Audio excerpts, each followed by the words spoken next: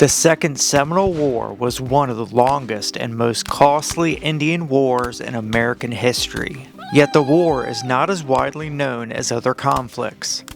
It was not widely reported in the news at the time, and the hit-and-run fighting style of the Seminole warriors made it difficult to record casualties on the Seminole side. Florida's history goes far back. The Paleo Indians reached Florida around 14,000 years ago. The Florida Peninsula was much larger than today. The sea level was lower and the temperature was much cooler due to the last glacial period. The Native Americans would thrive in Florida for thousands of years. It's estimated that around 200,000 Native Americans were living in Florida when Spanish explorer Ponce de Leon landed near present-day Melbourne in 1513. In 1539, Hernando de Soto with over 600 men landed near Tampa Bay in search of gold. De Soto and his men brutalized the native population, stealing their food stores and capturing the women as sex slaves for the soldiers. De Soto fought against the Native American warriors and executed 200 in the first Indian massacre on land that would become the United States. Disease would spread throughout the native population, brought over by the Spanish. Their population would be nearly wiped out. The French would also reach Florida in 1562. St. Augustine was founded in 1565, and it is the longest continuously occupied European settlement in North America. The Spanish colonized specific areas around North Florida, mainly St. Augustine, St. Mark's, and Pensacola, as well as numerous forts along the Royal Road. In the 1500s and 1700s, Spain built missions across Florida for the native population. Spain would lose control of Florida after the 7 Years' War. Britain would take over and build more plantations and roads across Florida. But this was short-lived. Britain lost Florida after the Revolutionary War, giving control back to the Spanish. Runaway slaves would escape from America into Spanish Florida along with a number of different Native American tribes fleeing from war. Many of their groups coexisted and started their own culture, which would be known as the Seminoles. A fort the Americans called Negro Fort was originally built by the British in the War of 1812 near the Apalachicola River. The fort was eventually left for the Indians, but a group of runaway slaves would use the fort. This enraged Americans, and in 1816, Colonel Clinch was sent to build a new fort just over the Florida border. In July of 1816, 100 soldiers and 150 Lower Creek warriors joined a supply fleet and headed up the Apalachicola River. Once they reached the fort, 2 U.S. gunboats positioned themselves across from the fort. The fort then fired on the 2 gunboats. The U.S. soldiers fired back at the fort. On their 9th cannon shot, they fired a hot shot. This was a heated cannonball that was glowing red. It fired at the fort. The shot landed on the fort's magazine, igniting the gunpowder and completely destroying the fort. The explosion was so massive it was heard as far away as Pensacola. 320 people were inside the fort, including women and children. Around 250 were killed instantly, and many more died from their wounds. In 1817, a supply ship carrying soldiers along with some of their wives was heading up the Apalachicola River. They were all killed except for 6 who escaped to the fort. 1 woman was taken prisoner. The First Seminole War was led by General Andrew Jackson. Jackson led his army of 800 along with 1,000 Tennessee volunteers, 1,000 Georgia militia, and over 1,400 Lower Creek warriors into Florida. The war lasted until May of 1818. The U.S. had been trying to purchase Florida from the Spanish, and Jackson's invasion into Spanish territory without their permission made this a political nightmare. The negotiations were suspended, but Spain did not have a large force in Florida that could retaliate. Eventually, Spain ceded Florida to the United States in 1819 with the Adams-Oins Treaty, and the U.S. took over control in 1821. In 1823, the U.S. government decided to put the Seminoles on a reservation in central Florida with the Treaty of Moultrie Creek. The government provided them with farm equipment and were required to pay the tribe $5,000 every year for 20 years, as well as protect the tribe from encroaching white settlers. In the following years, settlers would pour into Florida. Forts and roads were built around the reservation. Fort King was built on the edge of the reservation, and an Indian agency was set up nearby.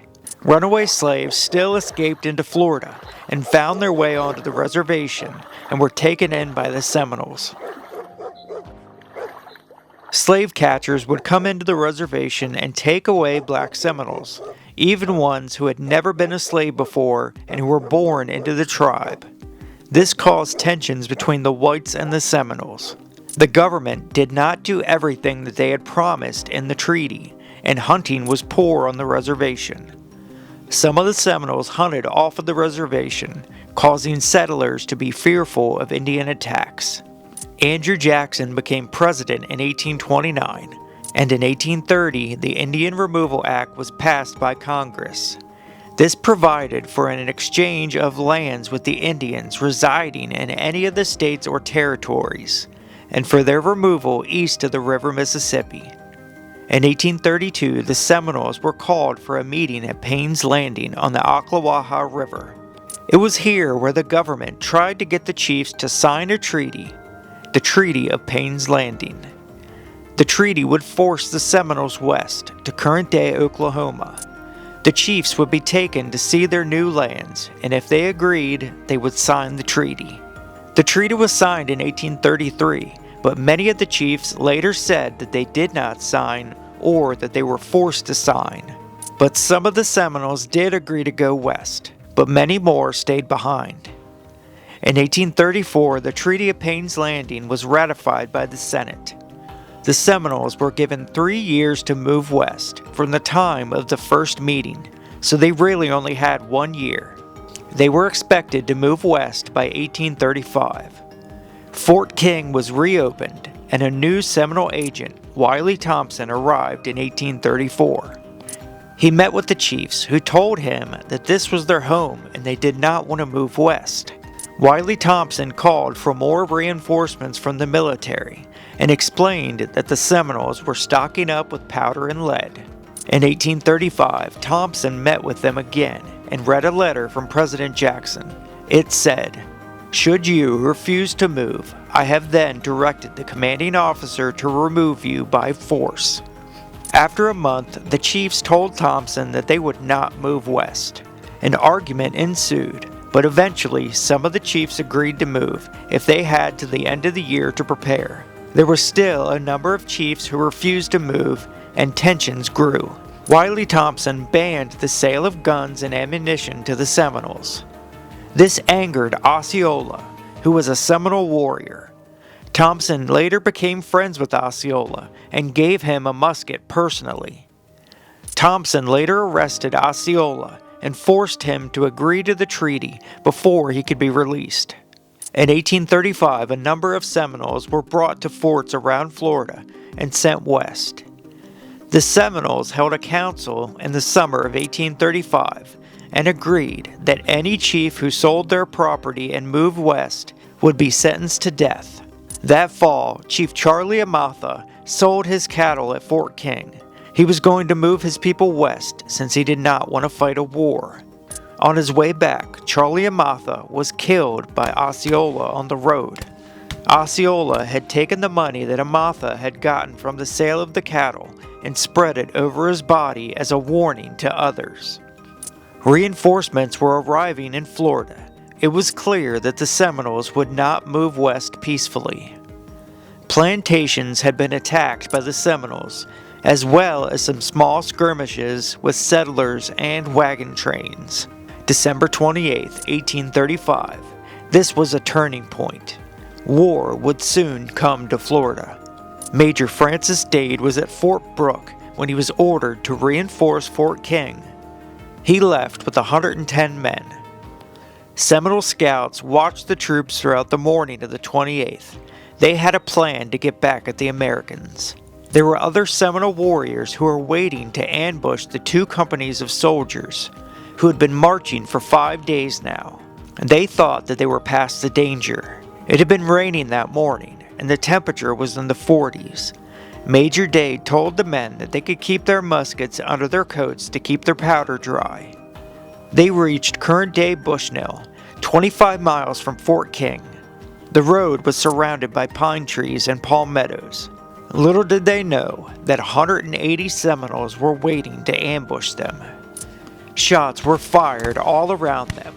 It is said that over half of the 110 men were killed in the first volley. Major Dade was among the dead. The survivors began cutting down trees and built a triangular breastworks to provide cover. The 6-pound cannon fired and sent the Seminoles running, but they returned and hid behind the trees. They started picking off the soldiers for hours. After 5 hours of fighting, the Seminoles charged the breastworks, finding no one alive. They then picked up muskets, food, and ammunition, and then retreated.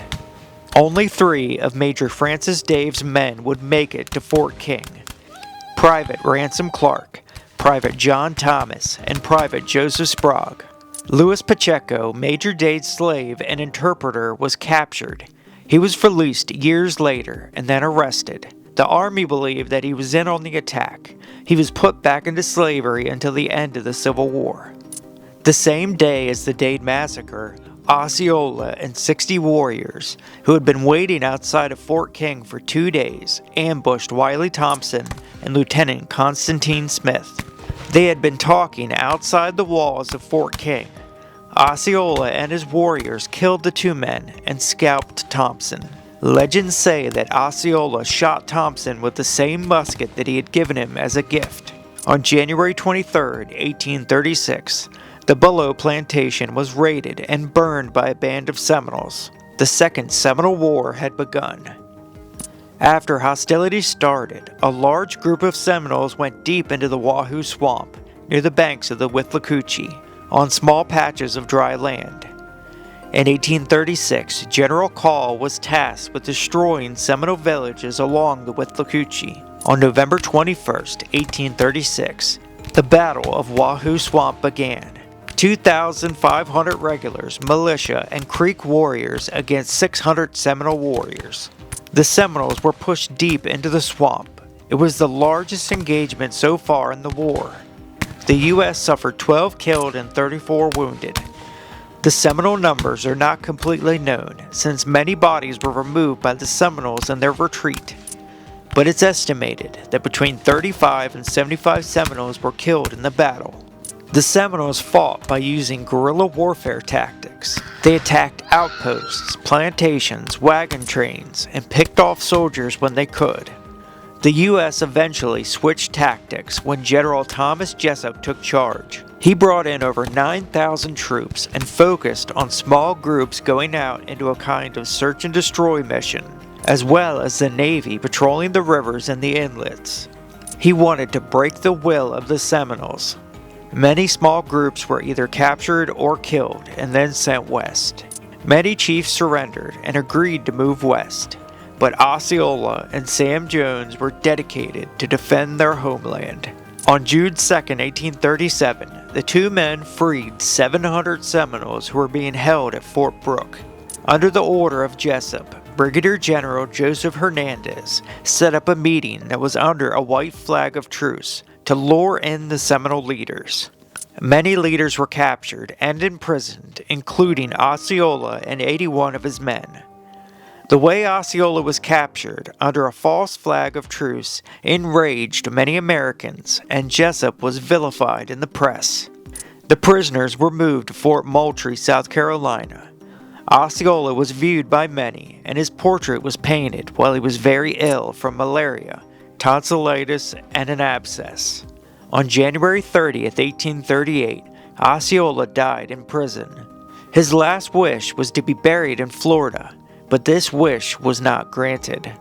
He was buried at Fort Moultrie after he was decapitated by the fort's doctor, and his head was kept as a souvenir and displayed in a drugstore. The war would rage until 1840. The military was given $55,000 to bribe the Seminoles west. Many took the money, but others would not leave Florida. The war had become very unpopular and very expensive. In 1841, the military estimated that around 300 Seminole warriors remained in Florida. Search and destroy missions would continue driving the Seminoles into South Florida.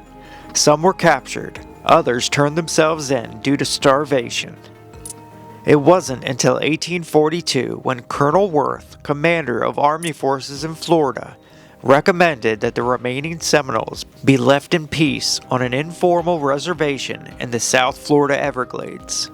Over 40,000 troops served in the Second Seminole War, and it cost the U.S. $40 million, equivalent to over $1.5 billion in 2025 with inflation. The Second Seminole War is considered to be the most costly Indian conflict in American history. The war left more than 1,500 American soldiers dead, with an estimated 3,000 to 5,500 Seminoles dead. This would lead to another war, the Third Seminole War from 1855 to 1858. But the Seminoles survived 3 separate wars, and they still thrive in Florida to this day. I want to thank y'all for watching, folks. I hope you enjoyed, and we will see you on the next. Peace.